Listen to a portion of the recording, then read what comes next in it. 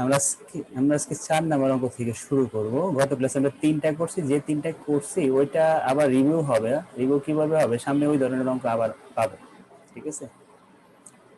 তো আমরা 4 নাম্বার অঙ্কটা দেখি। Market price of equity share, এটা পার্ট বি তে আসার মতো অঙ্ক, সিতে আসবে না, ছোট্ট একটা অঙ্ক। Market price of equity share of delta company is টাকা 150 পার share and production cost is 5%। অর্থাৎ একটা ইকুইটি শেয়ারের বাজার মূল্য আছে 150 টাকা এবং তার উত্তোলন ব্যয় বা ভাসমান ব্যয় বা আনুষঙ্গিক ব্যয় বলতে পারি আমরা, এই ইকুইটির 5% হচ্ছে production cost. The company pays dividend per share is টাকা 15 অ্যান্ড গ্রোথ দ্য টাকা rate of dividend is to be 6%। চারটা জিনিস পেলাম আমরা। একটা শেয়ারের মার্কেট প্রাইস 150 টাকা, প্রোডাকশন কস্ট 5%, ডিভিডেন্ড 15 টাকা এবং ডিভিডেন্ড গ্রোথের রেট 6%, জি বলে এটাকে। Calculate the written earning if the personal tax is 40%। যদি personal tax rate 40%, cost of written earning তাহলে কত হবে? এখন আমরা সূত্র লিখতেছি কি, কস্ট অফ রিটেন আর্নিং এর ফর্মুলা হচ্ছে d1 into 1 plus 1 minus pt means personal tax divided by market price per share plus g into 100. D1s mean dividend per share at the end of the year, বছর শেষে dividend কত সেটা হলো D1, যেটাকে আমরা তোমরা যখন স্টক ভ্যালুয়েশন বন্ড ভ্যালুয়েশন করছো এখানে পাইছো, পি নটও পাইছো, জিও পাইছো। তাহলে D1 আমাকে বানাইতে হবে। D1টা এখানে দেওয়া নাই, D0 দেওয়া বা D নট দেওয়া, 15 টাকা। এটার সাথে আমরা গ্রোথ রেটটা গুণ করব, 1 প্লাস গ্রোথ রেট গুণ করব। 15 টাকাটা 6% বেড়ে হয়েছে 15.90 টাকা। পার্সোনাল ট্যাক্স 40% আর মার্কেট প্রাইস 150 টাকা। গ্রোথ রেট 0.06 বসেই আমরা কস্ট অফ রিটার্ন আর্নিং বের করলাম 12.36%। ঠিক আছে, এই ছিল আমাদের, এটা 2015 সালে আসছিল প্রত্যেকের ইনভেস্টমেন্ট। ঠিক আছে, এরপরে যাব আমরা 5 নাম্বার ম্যাথে। এইটা আমাদের ডিবেঞ্চারের অঙ্ক। ডিবেঞ্চারের ব্যয় কিভাবে নির্ধারণ করব সেটা এখানে দিতেছে। এটা এই সূত্রের চেহারাটা অনেকটা ওয়াইটিএম এর সাথে মিল আছে, হ্যাঁ, কিছুটা ওয়াইটিএম এর সাথে, কিছুটা না, প্রায় অনেকটাই মিল আছে। দেখবে তোমরা ওয়াইটিএম যখন পড়ছো ওই স্টক ভ্যালুয়েশনে এরকমই কিন্তু ছিল। এখানে আমি লিখতাম ওয়াইটিএম, তারপরে এগুলো লিখতাম। তো এখানে কি বলতেছে আমরা এটা দেখি। এখানে প্রথমেই দেখো 1000 টাকার একটা ডিবেঞ্চার আছে, প্রত্যেকটা ডিবেঞ্চারের মূল্য 10,000 টাকা এবং 10% হলো ডিবেঞ্চারের সুদ। তাহলে 10,000 টাকার 10% 1000 টাকা হলো আমার interest. The debenture is redeemable after 5 years at 10% premium. অর্থাৎ এই ডিবেঞ্চারের মূল্যটা নির্দিষ্ট সময় শেষে 10% বেশিতে পরিশোধ করা হবে। অর্থাৎ 10,000 টাকার ডিবেঞ্চার 11,000 টাকা পরিশোধ করতে হবে। 10,000-এর 1% 1,000, তার মানে 11,000 টাকা 5 বছর পরে পরিশোধ করতে হবে। তাহলে আমরা ফেস ভ্যালু পেলাম 10,000 এবং আমরা পেলাম রিডেমেবল ভ্যালু 11,000 এবং আমাদের আয়ুষ্কাল আছে 5 বছর, এন এর মান 5। The debenture is expected to B sold 5% discount. এটা যখন আমরা বিক্রি করতে যাব তখন এটাকে বিক্রি করতে হবে 5% ডিসকাউন্টে। অর্থাৎ 10,000 টাকার ডিবেঞ্চারটা আমাকে 5% ডিসকাউন্ট অর্থাৎ 9,500 টাকা বিক্রয় করতে হবে। এবং এই বিক্রি করতে গেলে তার আবার খরচ হবে কত? Production cost 2.5%। তাহলে এই 10,000 টাকার 2.5% অর্থাৎ 250 টাকা তার আবার এটা বিক্রি করতে বিক্রয়জনিত খরচ হতেছে।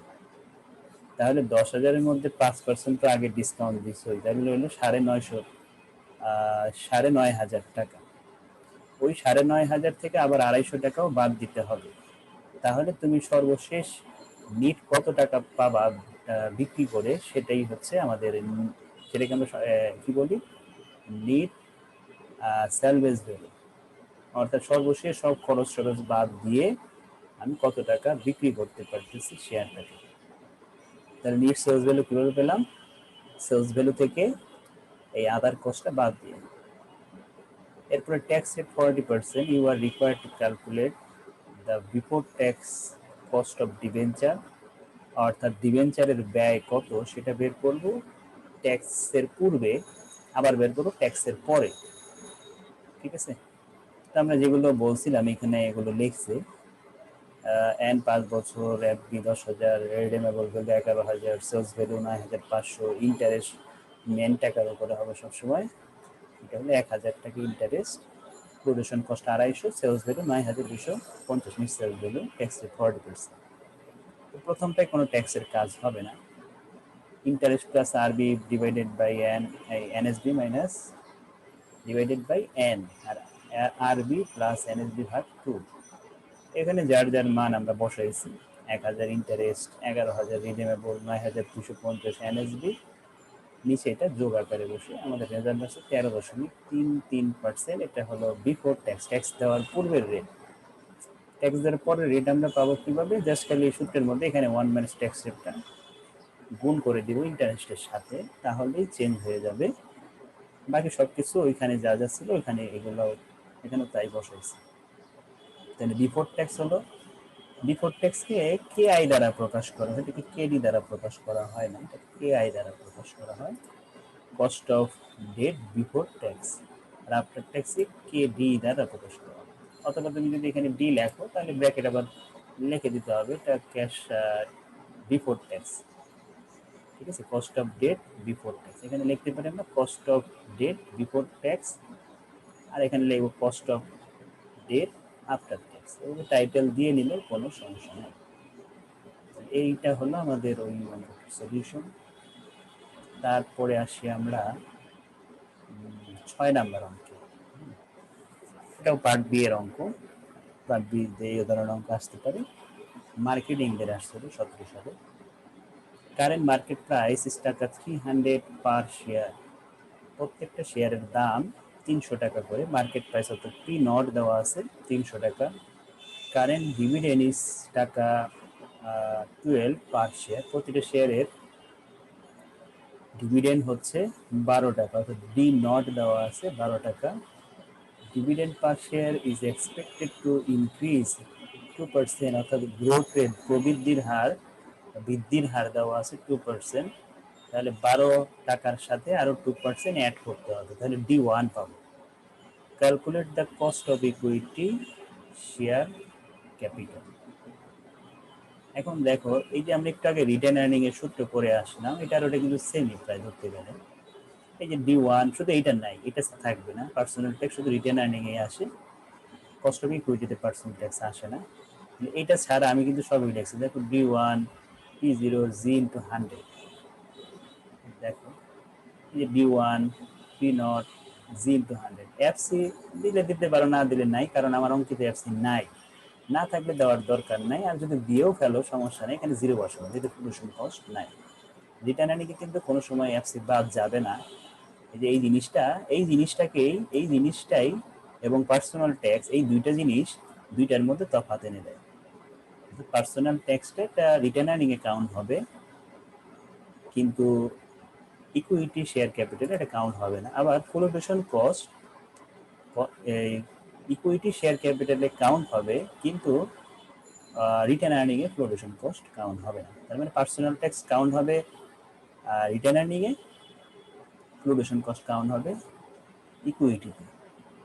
এই দুইটার যদি থাকে তাহলে অবশ্যই দুইটার অ্যান্সার ভিন্ন আসবে, কিন্তু এই দুইটার কোনোটাই যদি কোশ্চেনে না থাকে, দুইটা রিকোয়ারমেন্ট যদি একসাথেই যায়, তাহলে দুইটার রেজাল্ট সেম হবে। কস্ট অফ ইকুইটিও যা হবে, কস্ট অফ রিটার্ন আর্নিংও তাই হবে, যখন কোশ্চেনে একই সাথে দুইটা চায়, প্রোডাকশন কস্ট না থাকে, পার্সোনাল ট্যাক্সও না থাকে। কিন্তু দুইটার কোনোটা থাকা মানেই অ্যান্সার দুইটা ভিন্ন হয়ে যাবে, একরকম হবে না। ঠিক আছে, তো আমরা প্রথমে এই ডিভিডেন্ড 12 টাকা ছিল, এই 12 টাকা আরো বাড়ালাম 2%, 12 টাকার 2% হলো 24 পয়সা, 12 টাকার সাথে 24 পয়সা এসে অ্যাড হলো আরো, আর 300 টাকা হলো মার্কেট প্রাইস। এই হচ্ছে আমাদের কস্ট অফ ইকুইটি 6.08%। এইটাই যদি বলতো যে কস্ট অফ রিটার্ন আর্নিং কত, তাহলে আমি বলতাম কস্ট অফ রিটার্ন আর্নিংও 6.08%, কারণ এখানে কোনো পার্সোনাল ট্যাক্স নাই, কোনো ফ্লোটেশন কস্ট নাই। পরের অঙ্ক দুইটা আমরা এখনো সলভ করতে পারি না, এটা আমরা পরে দেখব। ওইটা কত সালে আসছিল, ফোর্থ ইয়ারে অ্যাকাউন্টিং আসছিল, মার্কেটিং এর আসছিল। এটার অ্যান্সারটা আমি করা যাবে, সমস্যা নেই, এটা করাই দিব। আচ্ছা 9 দেখি। 9 number, calculate the explicit cost of date for each of the following situation assume. এখন এখানে আমাকে বলছে যে ক্যালকুলেট দ্য এক্সপ্লিসিট কস্ট, অর্থাৎ এই আমাদের কস্ট অফ ডেটের কথা বলতেছে, সরাসরি না বলে একটু ঘুরায় বলছে। আমরা ঋণের ব্যয়কে বের করবো। ঋণের ব্যয় এখন ঋণের ব্যয়কে আমরা ক্রেডিট দ্বারা প্রকাশ করি, কস্ট অফ ডেট।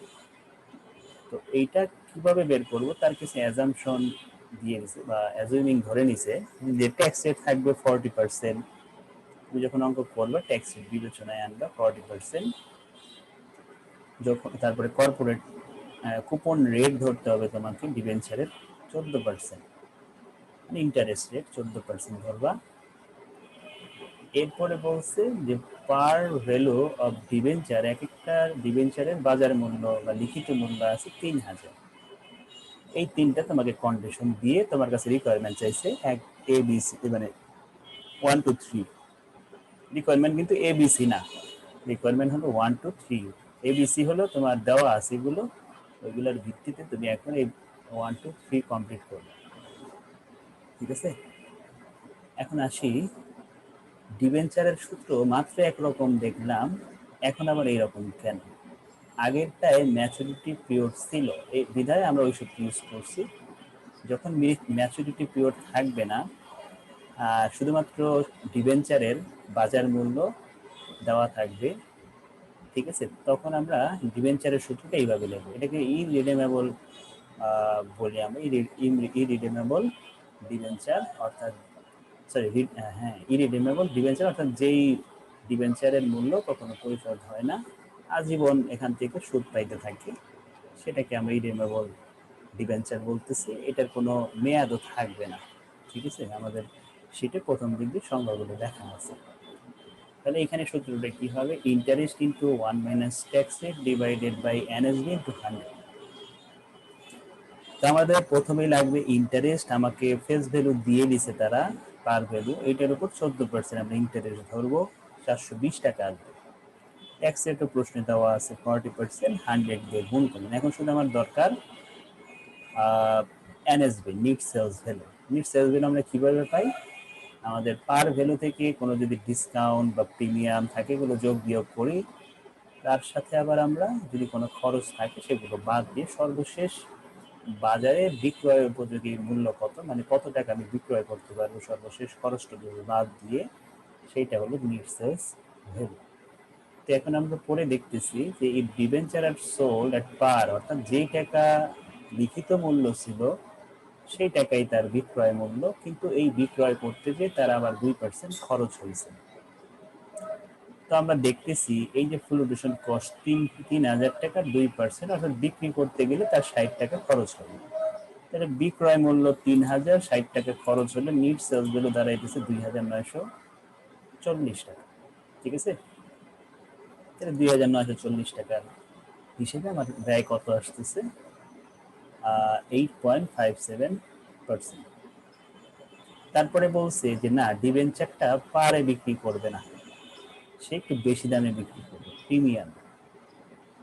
তো আগের বিষয়টাই হবে, যদি জাস্ট এখানে সেলস ভ্যালুটা একটু চেঞ্জ হবে, সেলস ভ্যালুটা আর ওই 3000 থাকবে না, সেলস ভ্যালুটা বেড়ে 3300 টাকা, 10%, 3000 10% 300 টাকা, 3300 টাকা বিক্রয় মূল্য হলো। তাহলে নিট সেলস ভ্যালু কিভাবে বলবো, ওই 3300 থেকে ওই যে ফ্লোটেশন কস্ট 60 টাকা ছিল ওইটা আমরা বাদ দেবো। এখন এই ফ্লোটেশন কস্ট নিয়েও অনেক বইতে অনেক ঝামেলা করে, সেটা হলো কেউ কেউ ধরে বিক্রয় মূল্যের উপর, কেউ কেউ ধরে আবার লিখিত মূল্যের উপর। কোশ্চেনে কোনো কিছুই যদি বলা না থাকে যে কার উপর এই ফ্লোটেশন কস্ট ধরবো, তো আমাদের অধিকতর যুক্তিসঙ্গত হচ্ছে ফেস ভ্যালুর উপরে ধরা। ঠিক আছে, শুধুমাত্র মার্কেট প্রাইস সেলস ভ্যালুর উপর যদি ধরতে পারি তখনই আমি সেলস উপর ধরবো, আদারওয়াইজ আমরা প্রোডাকশন কস্ট অলওয়েজ লিখিত মূল্য যেটা সেটার উপরে ধরবো। ঠিক আছে, কারণ এখানে তো আমাকে স্পষ্ট বলে না কার উপর ধরতে হবে।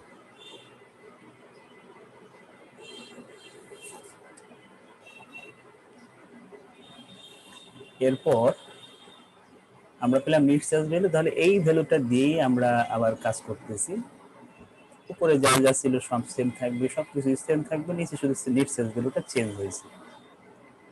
তাহলে 7.78% আমাদের 2 নাম্বার রিকোয়ারমেন্টের অ্যান্সার। থার্ড রিকোয়ারমেন্টে এখন আবার কি করছে, সে ওই যে লিখিত মূল্য যা ছিল ওইটার সমান মূল্যও বেছে নেয়, বেশিতেও বেছে নেয়, সে বিক্রি করতেছে কমে। তাহলে আমাদের কমাইতে হবে সেলস ভ্যালু। 5% কমাই দিয়েছি, কত হয়েছে 2,850 টাকা হয়ে গেছে।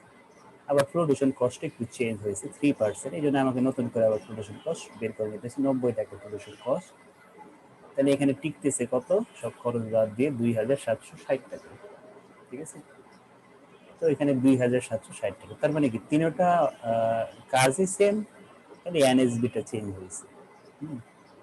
এই ছিল এই অঙ্কের সলিউশন। এরপরে যাব, এটাও পার্ট বি এর অঙ্ক, 10 নাম্বার অঙ্কটা। এখানে দেখি কি বলতেছে। Webster company has complete the information shown the following table. For the source of capital, book value আছে, মার্কেট ভ্যালু আছে, after tax cost of capital আছে। প্রথমে লং টার্ম ডেট, দীর্ঘমেয়াদী ঋণ, বুক ভ্যালু মানে লিখিত মূল্য বা বহি মূল্য বলি যেটাকে 40 লাখ টাকা। আর মার্কেট ভ্যালু বাজারে যখন বিক্রি করতে গেছে বা বাজারে দর দাম করা হইতেছে 38,40,000 টাকা, এবং after tax cost of capital 6%। এরপর প্রেফার স্টকের 40,000 book value, 60,000 market value, after tax cost of capital 0%। Common stock 10,60,000, 30 lakh market value, 17% after tax cost of capital. তো আমাদের যে কোনো কস্ট বের করতে হলে, মানে অ্যাভারেজ কস্ট যদি বের করতে হয়, তাহলে আমরা গত ক্লাসে শিখছি যে যেই কস্টে থাকুক না কেন এগুলোকে আফটার ট্যাক্সে বিবেচনায় আনতে হবে। আফটার ট্যাক্স করা থাকলে তো থাকবে, না থাকলে করে নিতে হবে। তো আমরা কোশ্চেন পড়ে দেখলাম সবগুলো কস্টই আফটার ট্যাক্সে আছে, এই জন্য এই কস্টগুলোকে আর কোনো কিছু করতে হবে না, আমার এটাকে নিয়ে আমি কাজ করব। তো গড় ব্যয়, যেটাকে ইংলিশে বলি আমরা average, weighted average cost of capital, গুরুত্ব প্রদত্ত গড় ব্যয়। তো এটা বের করতে হলে কি করতে হবে আমাকে, এই প্রত্যেকটা খরচকে গুণ করতে হবে তার ওয়েট দ্বারা। ওয়েট বলতে এই যে মোট বিনিয়োগ করছে কত, 51 লাখ টাকা বুক ভ্যালু হিসেবে, আর মার্কেট ভ্যালু হিসেবে 69 লাখ টাকা বিনিয়োগ করছে। দেখুন আমি ওয়েট কিভাবে পাবো, ওয়েট বলতে বুঝাইতেছে যে এই 51 লাখ টাকার মধ্যে লং টার্ম ডেট এই যে 40 লাখ যে আছে, এটা কত পার্সেন্ট আছে, তো কত অংশ, মানে এই মোট মূলধনের কত অংশ ডেটের, কত অংশ প্রেফার স্টকের, এবং কত অংশ কমন স্টকের, ওই অংশগুলোকে আমরা বলতেছি ওয়েট। তাহলে ওই ওয়েট, প্রত্যেকটার ওয়েটের সাথে আমরা এই কস্টগুলো গুণ করব, করে একটা সামেশন টানবো, যে যোগফলটা আসবে সেটাকে আমরা বলতেছি গড় প্রদত্ত, গুরুত্ব প্রদত্ত গড় ব্যয়। ঠিক আছে, বা সামগ্রিক ব্যয় বলে, আবার অনেকে কস্ট অফ ক্যাপিটালও বলে। এক একজনে এক একভাবে বলতে পারে বা প্রশ্ন এক একভাবে চাইতে পারে। তো সবগুলোর মিনিংই এক। তো আমাকে একবার বুক ভ্যালু দিয়ে দেখাইতে বলছে, একবার মার্কেট ভ্যালু ওয়েট দিয়ে দেখাইতে বলছে। তো আমাদের এখন কাজ কি, আমাদের কাজ প্রথমে আমরা বুক ভ্যালু ওয়েট দেওয়া করলাম, যা যা ছিল একদম হুবহু দেখে দেখে তুলছে, এগুলো দেখো, এইগুলো সব এই যে এখানে তোমার কাজ হলো এই ঘরটা করা এবং এই ঘরটা করা, তাহলেই অঙ্ক শেষ। এই ঘরটা তো একদম সহজ, এই যার যার টাকাকে মোট টাকাতে ভাগ করো, 40 ভাগে 51 দিবে, এটা বের হবে। 40,000 ভাগে 51 লাখ দিবে, এটা বের হবে। 10,60,000 ভাগ এটা দিবে, এটা বের হবে। তারপরে তো এটা বোঝাই যেতেছে এখানে কি করতে হবে, ডাব্লিউ আর সি গুণ করতে হবে। এই দুইটা গুণ করে দিলে, যোগ করে দিলে অঙ্ক শেষ। এটা হলো বুক ভ্যালু দিয়ে বের করলাম। ঠিক আছে, এটা হলো সামগ্রিক ব্যয়। তাহলে ইন্ডিভিজুয়াল ব্যয় আর যদি একত্রে চিন্তা করো তাহলে তোমার সামগ্রিক ব্যয় আসছে এই তিনটা সোর্স থেকে টাকা কালেকশনের 8.34%। একইভাবে মার্কেট ভ্যালু করছে, মার্কেট ভ্যালুটা সেম ভাবেই করছি। মার্কেট ভ্যালু যেগুলো ছিল দেখে দেখে তুলছি, এটার ওয়েট বের করছি, যার যার টাকাকে এটা দিয়ে ভাগ করে, এবং কস্ট অফ ক্যাপিটাল যা যা ছিল সব বসাইছি, বসে এই দুটো গুণ করে, মানে তোমার কাজ অনেক ইজি করে দিয়েছে, সব রেডি করা আছে, তুমি খালি এই গুণ দিয়ে যোগ করবা, অঙ্ক শেষ হয়ে যাবে। ঠিক আছে, এর থেকে সহজ অঙ্ক হয় না। তাও কি পরপর না, সেকেন্ড ইয়ারে 15তে আসছে, থার্ড ইয়ারে 17তে আসছে, মার্কেটিং দিতে ভালোই আসবে। দেখো পরেরটাও কিন্তু সেম জিনিস, কোনো পার্থক্য নাই। দেখো একদম হুবহু কিন্তু কি বলতেছে, weighted average cost of capital. এই যে এগুলো দেখে দেখে তুলছি, যার যার টাকাকে টোটাল টাকা দিয়ে ভাগ করে ওয়েট বের করছি, আফটার ট্যাক্স কস্ট দেওয়াই আছে, এগুলো বসাইছি, এবং এই দুটো গুণ, এগুলো গুণ করে চারটা যোগ করে 11.70% হয়েছে। এটাই আমাদের অ্যান্সার। এটা আবার তোমাদের পড়তে আসছিল 14 সালে। তারপরের কাজ, এরপরের কাজও একই, এগুলা এই দেখছো এই পর্যন্ত কিন্তু আমার শেষ। এটাও এখন এটাও তোমাদের 15তে আসছিল, 18 মার্কেটিং আসছিল, পড়তে হবে। The following data relating to R and corporation. তো ইকুইটি স্টক দেওয়া আছে 20 lakh, paper stock 4 lakh, long term debt, retained earning এগুলো দেওয়া আছে, টোটাল 40 লাখ দেওয়া আছে। ইন দ্য নেক্সট ইয়ার, সামনের বছর কি করতেছে তারা, তাদের অতিরিক্ত মূলধন লাগবে 12 লাখ টাকা। The present capital structure is optimum capital structure, অর্থাৎ এই স্ট্রাকচারটাকে তারা অপটিমাম ক্যাপিটাল স্ট্রাকচার বলতেছে। অর্থাৎ এইভাবে যদি তারা টাকা কালেকশন করে তাহলে তাদের যেই মূলধনের যে ব্যয়, সেই ব্যয়টা সবচেয়ে কম হয়। আর এটাকে আমরা অপটিমাম ক্যাপিটাল স্ট্রাকচার বলি, যেখানে মূলধনের ব্যয় যেই সোর্স থেকে মূলধন কালেকশন করবে, যেইভাবে কালেকশন করবে, অর্থাৎ যেই ওয়েতে টাকা কালেকশন করলে তাদের মোট ব্যয়, সামগ্রিক ব্যয়টা সবচেয়ে কম হয়, সেটাকে আমরা বলি অপটিমাম ক্যাপিটাল স্ট্রাকচার। এটা কিন্তু পরীক্ষায় প্রায় সময় আসে। কাম্য মূলধন কাঠামো কি, ফিনান্সের কোশ্চেন মানে এটা আসা, এটা তোমাকে একটু মনে রাখতে হবে। কাম্য মূলধন কাঠামো কি, অর্থাৎ যেই মূলধন কাঠামোতে মূলধনের সামগ্রিক ব্যয় সবচেয়ে কম, সেই মূলধন কাঠামোকে আমরা কাম্য মূলধন কাঠামো বলি, একটু সহজ ভাষা। এখন দেখো যে আমাদের প্রথমেই বলতেছে how much amount should be finance from each source. অর্থাৎ তোমার এই যে অতিরিক্ত যে টাকাটা তুমি নিতে চাইতেছো, এই টাকাটা তুমি যদি নিতে চাও তাহলে এই যে এখানে যে সোর্স গুলো আছে, কোন সোর্স থেকে কত তাহলে তোমাকে নিতে হবে, এই নতুন টাকাটা কোন সোর্স থেকে কত টাকা নিতে হবে।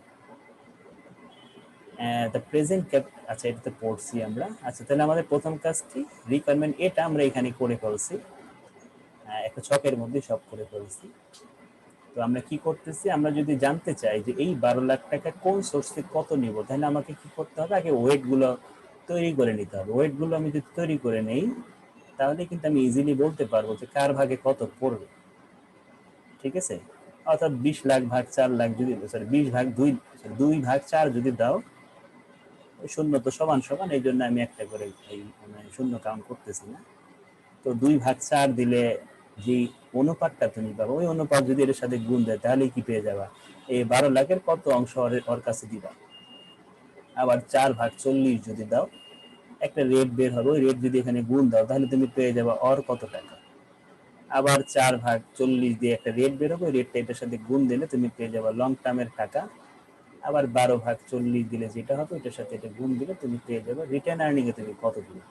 এইভাবেই কি 12 লাখ টাকাকে কার ভাগে কত পড়বে সেটা আমরা এই প্রথম রিকোয়ারমেন্টে করছি। দেখ কি করছি আমরা, প্রথমেই যার যার টাকাকে মোট টাকা দিয়ে ভাগ করে, এগুলো সব ওয়েট বের হয়েছে, তার সাথে আমরা যদি এইখানে এগুলো গুণ করি, শূন্য একটা কম আসছে, ঠিক করে নেই, যার যার মানে 12 লাখ গুণ করে দিলেই তুমি কিন্তু অলরেডি পেয়ে গেলে এখানে কত আসলো। দেখো এখানে 6 লাখ বা 1,20,000, 1,20,000, 3,00,000, টোটাল কিন্তু 12 লাখে আসছে। তোমার সেকেন্ড রিকোয়ারমেন্টে চাইছি calculate the weighted average cost of capital. কোম্পানির কস্ট অফ ক্যাপিটাল কত, ওই যে যা ছিল তাই কিনতে হবে, এখানে কত ছিল। এখানে এগুলো সব যোগ করলে, যেটা সব যোগ করলে না, ভুল বলতেছি। তো এইখানে তুমি এইখানে যেই ওয়েট দেওয়া আছে, যে বললাম যে 2/4, 4/40, 4/40, 12/40, এখানে যে ওয়েটগুলো বের হয়েছিল সেই ওয়েটের সাথে তুমি যদি এইটা গুণ করে সব যোগ করো, ওইখানেও দেখবা 9.1% বের হয়েছে। ঠিক আছে, কেন একই হবে? কারণ এইখানে যে অনুপাত ওইখানে কিন্তু সেই অনুপাতই কাউন্ট হতেছে। ঠিক আছে, কারণ এই ওই অনুপাতেই কিন্তু এই টাকাটা তুমি ভাগ করছো।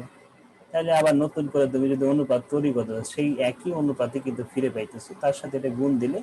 অর্থাৎ আমি বুঝাইতে চাইতেছি যে তোমার এইখানে যে ইনফরমেশন আছে তার ভিত্তিতে তো weighted average cost of capital করলে যা হবে, শুধু এই 12 লাখ টাকা নিয়ে এই এই যে এখন নতুন যে টাকাগুলো বের হয়েছে এইগুলো যদি করো, সেম ওই একই রেজাল্টই আসবে। যেটা অন্য পরে মনে একটা অঙ্ক আছে এরকম, হ্যাঁ আছে, একটু পরে আছে, সেটা দেখো। আমাকে নতুন করে যেহেতু বের করতে বলছে, তাহলে এই ওয়েট গুলো আবার আমরা বের করছি এই টাকার ভিত্তিতে। ঠিক আছে, যখন যেমন এখানে 2/4 দিলে কিন্তু 0.5 বেরোতো, এখানে কিন্তু তাই হয়েছে। নতুন টাকা দিয়েও যে আমি করলাম সেম রেডি কিন্তু হয়েছে। তাহলে নতুন 6 লাখ ভাগ 12 লাখ, 1,20,000 ভাগ 12 লাখ, 1,20,000 ভাগ 12 লাখ, 3,60,000 ভাগ 12 লাখ, এই ওয়েট গুলো বের হলে। এবং অবশ্যই খেয়াল রাখতে হবে এটা কিন্তু 1 হইতে হবে প্রত্যেকটা সিচুয়েশনেই। ওয়েটের যোগফলটা 1 হইতে হবে। কোনোটাই 1 যদি না হয় তাহলে তোমাকে এখানে ঠিকঠাক মতো ক্যালকুলেট করে আবার দেখতে হবে। কোনো জায়গায় যদি 2-1 বাড়ে বা কমে, সেগুলো বাড়ায় কমে নিতে হবে, নাহলে এখানে অ্যান্সারে অনেকটা তফাৎ দেখা যাবে। তো এই সবসময় ওয়ান হবে, অলওয়েজ অলওয়েজ 1 হবে। কারণ তুমি মনে করো 1 টাকাকে তুমি 4 জনের মধ্যে ভাগ করে দিছো। ঠিক আছে, তো এখন 4 জনের মধ্যে ভাগ করে দিছো, চিন্তা করো তুমি সমান ভাগেই ভাগ করে দিছো, 0.25 করে পড়তেছে প্রতিজনের ভাগ। 0.25 করে যদি তুমি দেখো, আবার ওই 0.25 চারটাই যদি যোগ করে দেওয়া 1 টাকা না হলো, তাহলে তার এক সমস্যা না। এই বিষয়টাই, কারণ তুমি তো ওই এটার যোগ ফলটাকেই আবার তাদের মধ্যে তুমি ভাগ করে দিচ্ছ, তাহলে এখানে কম বেশি কেন হবে? কোনো কম বেশি হবে না। যা ভাগ করছো ওইটা যোগ করলে আবার ঠিক তাই ফেরত আসবে। ঠিক আছে, তো এখন এটার সাথে এটা গুণ, এগুলো সব কোশ্চেনই দেওয়া আছে আপনার 12, 9, 10, 4, এগুলো এটার সাথে এটা গুণ করতেছে। গুণ করে আমরা নতুন একটা কষ্ট পেলাম প্রত্যেক জনের আলাদা আলাদা করে, এগুলো যোগ করে 9.1 আমাদের অ্যান্সার। 9.1% সামগ্রিক ব্যয়, এটা হলো ইন্ডিভিজুয়াল ব্যয় আর এটা হলো সামগ্রিক, একসাথে চিন্তা করলে 9.1। এরপরে আসি 13 নম্বর অঙ্ক। 13টায় তেমন পার্থক্য নাই, ওই আগেরটা যেটা বললাম সেম ওইটাই। দেখো চেক করে দেখো, debt preference to coordinate ratio, এগুলো আমরা বসেছি আমাদের এই অঙ্কেও সেম ওইটা। যেমন 12 লাখ ডিভাইড করে দিতে বলছিল, কার ভাগে কত পড়বে এটা, এবং ওয়েটেড অ্যাভারেজ ক্যাপিটাল কত হবে সেটা জানতে চেয়েছিল। ঠিক সেম কাজটা এখানেও করা হয়েছে। এই যে 3, 1, 6, 10, দেখো 3 লাখ, 1 লাখ, 6 লাখ, 10 লাখ হলো টোটাল, সবার টোটাল দিয়ে ভাগ করছি। 4 লাখ গুণ করে আমরা কার কোন সোর্সে কত টাকা ডিভাইড হয়ে গেল সেটা বের করলাম। টোটাল 4 লাখ আসছে। এবং নতুন করে আমরা রেশিও তৈরি করছি। তুমি একটা কাজ করলে করা যায়, তো সেটা কি, তুমি আমার তো রেশিও বের করাই আছে না, আর একটা কাজ করলে করতে পারো, রেশিও তো তোমার বের করাই আছে। তুমি 4 লাখের সাথে 0.3 গুণ করো বা 1,20,000, 4 লাখের সাথে 0.1 গুণ করো 40,000, 4 লাখের সাথে 0.6 গুণ করো 2,40,000, এই তো এভাবেও করা যায়। তোমার কষ্ট করে রেশিও বের করার কি দরকার? রেশিও তো তারা বের করে দিচ্ছে, এটাই তো ওয়েট না, এটাই ওয়েট। ঠিক আছে, তুমি চাইলে এই 4 লাখের সাথে এইগুলো পয়েন্ট খালি গুণ করে, এটা না গুণ করলেও চলবে, শুধু পয়েন্ট দিলেও হবে, এইটাই আসবে। তারপরে দেখো এখানে আবার নতুন করে বের করছি, এটা করলে করা যায়, কারণ এটা যেহেতু আমাদের অ্যামাউন্ট গুলো চেঞ্জ হয়ে গেছে, কিন্তু লাভ নাই, কোনো লাভই নেই। কারণ হলো কি, ওই ঘুরে ফিরে ওই রেশিওই বের হবে। ঠিক আছে, তাহলে দেখো আমাদের অ্যান্সার কিন্তু এইটাই হবে, প্রশ্ন কিন্তু সব করেই দিছে। তুমি যদি একটু চালাক হও তাহলে কি করতে হয়, তুমি দেখে দেখে তুলে দেবে, দেখো তো তুই দেখে দেখেই তুলছে কিনা দেখো। এই যে সব হুবহু যা যা আছে দেখছো, খালি কি করছে তারা এই রিকমেন্ড এক খালি একটু চেঞ্জ, এক চেঞ্জ বলতে তার সোর্সের কার ভাগে কত পড়ছে সেটা খালি জাস্ট চেঞ্জ করেছে, ঠিক আছে। তাছাড়া কিন্তু সব উত্তর তোমাকে কোশ্চেনের মধ্যে দিয়ে দিছে, ঠিক আছে। এই হলো আমাদের অ্যান্সার। তাহলে আমাদের আর 4টা অঙ্ক আছে মেবি, একটু দেখি তো। ভাই আজকে এ পর্যন্ত থাকুক ভাই। এই মাত্র 36 বাজে, 4টাতে একদিনে হয় না, বড় অঙ্ক না। আমরা তো চিন্তা করছিলাম আরো 2-3টা ক্লাস থাকবে, আরে একটা ক্লাসে হয়ে যাবে সেটা। আর একটা অঙ্ক অঙ্ক করো, বেশি না। একটা দেখি ছোট পাই কিনা, তাহলে নেক্সট ক্লাসে 3টা থাকবে, 3টা এক ক্লাসে দেখে শেষ। এটা মনে হইতেছে সলিউশন আমি এখনো করি নাই, সুযোগ পাইনি করার। আপনি এটা সলিউশন করে নিয়েন, তারপরে এটা করেন। না না, আপনি ওইটা এখন এটা করায়। একটা একটা করাবো, দেখি। এটা একটু বড়, এটা পরে করবো, এটা এখন করবো না। আমরা এই যে 16, কাজ করতে হবে।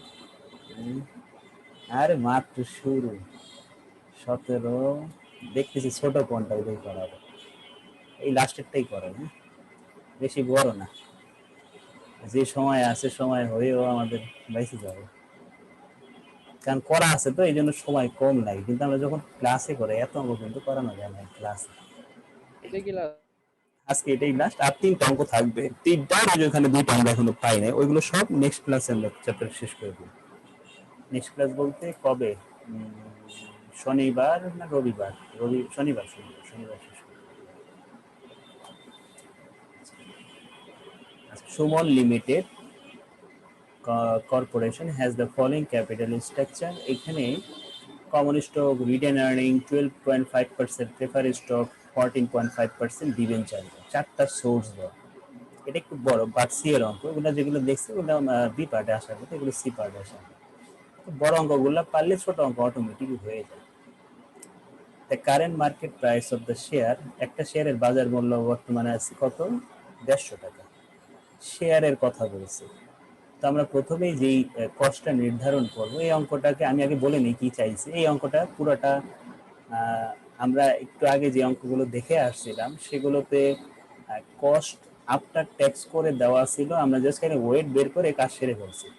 কিন্তু এই অঙ্কটাই কিন্তু তা না, এই অঙ্কগুলোতে আমাকে আগে কস্ট বের করতে হবে এবং ওয়েট বের করতে হবে। ওয়েট আগের নিয়মেই বের করবো, একটু আগে যেভাবে আমরা বের করছি ওইটা দেখার বিষয় না, কারণ ওটা ইজি, প্রত্যেকটা অঙ্কের ওয়েট একই সিস্টেমে বের করে। তাহলে আমাকে এখানে একটা বাড়তি কাজ করতে হবে, আফটার ট্যাক্সে তৈরি করে নিতে হবে আগে। তো আমরা প্রথমে কস্ট অফ কমন স্টক করব। এই যে কমন স্টক আছে এর ব্যয় কিভাবে নির্ধারণ করব, তার জন্য আমাকে ইনফরমেশন দিয়ে দিছে আমাকে কি নিয়ে কাজ করতে হবে।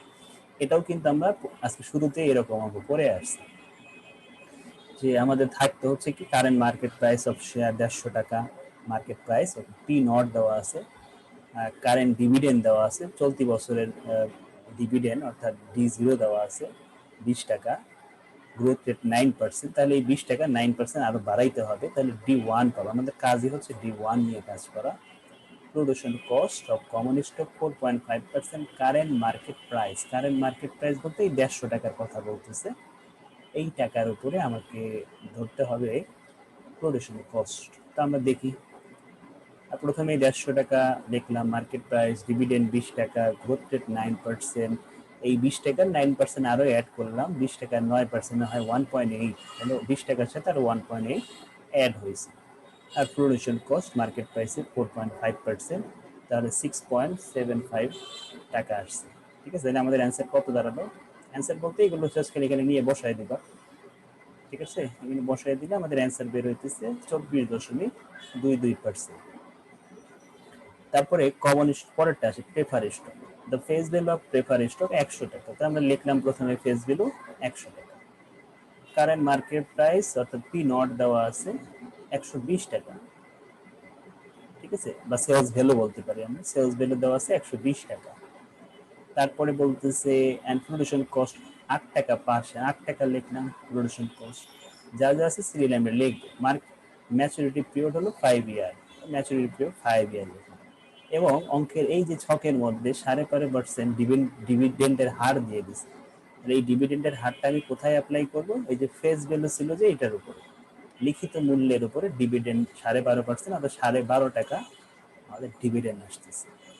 তাহলে আমাদের প্রেফারি স্টক এবং ডিবেঞ্চারের সূত্র অনেকটাই মিল আছে। দেখো ডিবেঞ্চারের সূত্র আর প্রেফারি স্টক কিন্তু সেম, যখন সময় দেওয়া থাকে, এন যখন থাকে তখন সেম সূত্র, এই যে নিচেই আছে, মিলিয়ে নিতে পারো একদম হুবহু।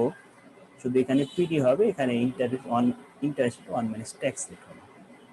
পিডির সাথে ট্যাক্স রেট গুণ হয় না, এটা আমরা প্রেফারেন্স শেয়ার ডিভিডেন্ডটা এটা হচ্ছে অগ্রাধিকার শেয়ার লভ্যাংশ, যেটা কিনা আফটার ট্যাক্সের পরেই বসায়। ঠিক আছে, আমরা যখন ক্যাপিটাল স্ট্রাকচার করছি সব সেখানে দেখছি ইবিটি থেকে ইন্টারেস্ট বাদ দিতাম, হয়তো ইবিটি থেকে ট্যাক্স বাদ দিতাম, হয়তো ইএটি থেকে পিডি বাদ দিতাম। তাহলে ইএটির কাজ কিন্তু আফটার ট্যাক্সের পরেই, এই জন্য আর এটার সাথে ওয়ান মাইনাস ট্যাক্সের গুণ দিতে হয় না। তো এই ভ্যালুগুলো আমরা এখানে বসাইছি। রিডেমেবল ভ্যালু বলতে পরিশোধ মূল্য বুঝাইতেছে, নাই প্রশ্নের মধ্যে পরিশোধ মূল্য আলাদাভাবে বলে নাই, এই জন্য আমরা ফেস ভ্যালুটাই বসাইছি। এনএসবি 112 টাকা 5 বছর, এইটাই আবার যোগ করে দেখাইছি, আমাদের অ্যান্সার আসছে 9.53%। সর্বশেষ ডিবেঞ্চারে দেখি সে কি বলছে। ডিবেঞ্চারের একটার মূল্য 100 টাকা, এটা হলো ফেস ভ্যালু, সেলস ভ্যালু 90 টাকা, flotation cost 5% of face value, অর্থাৎ 5 টাকা হলো ফ্লোটেশন কস্ট, ম্যাচুরিটি পিরিয়ড 10 বছর, কর্পোরেট ট্যাক্স 40%। তো এগুলো এখানে করছে 10 বছর 100 টাকা, ইন্টারেস্ট 14.5%। তো এটা সরি, এটা কি 14.5, এটাও কি 14.5 ছিল? হ্যাঁ, এটা 14.5 ছিল, ওটা 12.5 ছিল, এটা 12.5 ছিল, এটা 14.5, 14.5 টাকা ইন্টারেস্ট। শেষ প্রোডিউশন কস্ট বলছিল 5%, 5 টাকা, সেলস ভ্যালু 90 টাকা। আর এখানে আমাদের ওই যে যেহেতু প্রোডিউশন কস্ট আছে, সেলস ভ্যালু থেকে প্রোডিউশন কস্ট বাদ দিয়ে নেট সেলস ভ্যালু বের করলাম, ট্যাক্সে বের করলাম। তো এখানে ইনপুট দিলাম, দেওয়ার পরে আমাদের রেজাল্ট আসছে 11.03%। কমন স্টকটা তোমরা দেখো, বুঝবা। কমন স্টকটা আগেরটার মতো, যে 150 টাকা ছিল মার্কেট প্রাইস, ডিভিডেন্ড 20 টাকা, 9% হলো। আচ্ছা, এটা কি কমন স্টক হবে না written earning? Sorry, written earning হবে। আমি একটু কারেকশন করে দিই, আজান হচ্ছে তো।